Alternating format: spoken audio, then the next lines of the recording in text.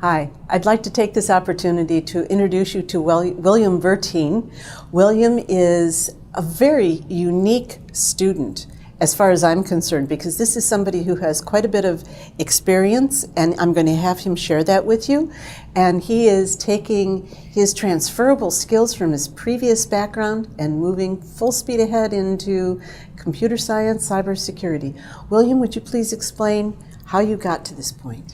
Well, thanks for having me. I got my first degree from the University of Wisconsin in English.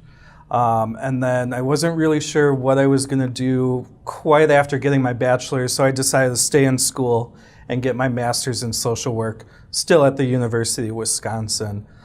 After I got my degree, I had some contacts out here, and I decided to just pick up and go. I quit my kind of menial job that I had at the time, picked up and left, and I had a contact with a nurse out here who worked for a hospice program. So I started working as a social worker for local hospice program. Did that for about 4.5 years or so. And then I was picked up by another company, a medical equipment company. Little shift from the hospice social work, and managed a location here, doing that sort of more retail supervising business. Got kind of burnt out doing that and decided to follow my next passion and get my degree in computer science.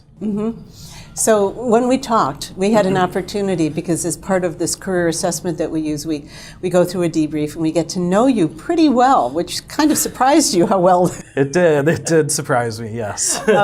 Because some of the qualities that you have, you are a strong multitasker.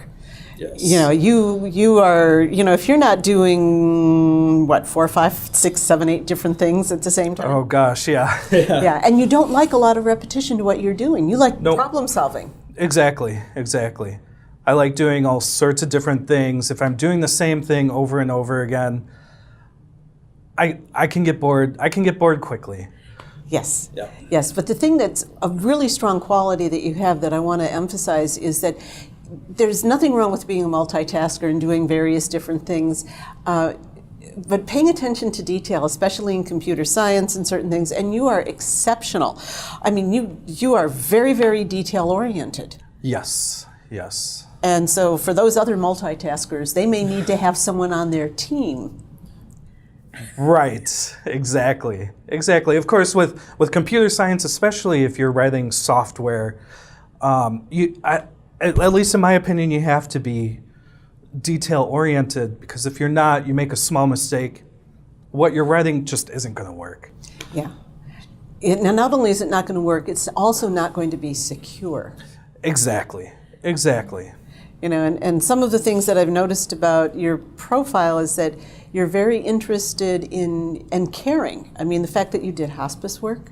Yes. And you have that concern for public safety. And could you talk about how you see that translating into a cybersecurity career? I mainly see it transferring in dealing with people and all sorts of different types of people. With my experience in technology in the past, privately and now officially with doing my computer science degree, I can work with the technical people.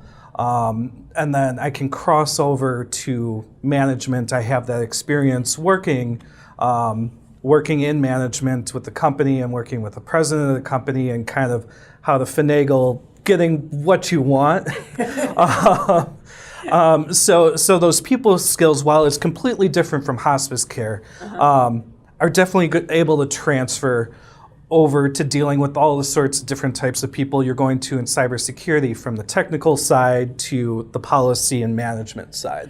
You see, and you've got that full package that you're able to present the ideas to people, because you're not a hard sell sort of person. No. However, you do have exceptional communication skills to influence people by presenting them the data, the information that they need to make good decision. Exactly. And the data you're presenting, you have to present in different ways to different types of people. So you kind of have to learn, and I think I've picked up the skills over the years of knowing how to do that.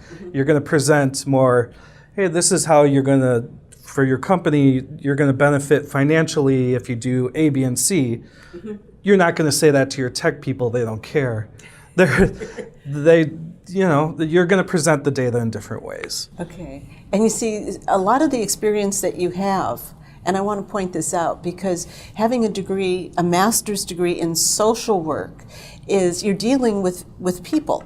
Yes. And one of the things, and I've said this in other places, is that cybersecurity is a socio-technological problem.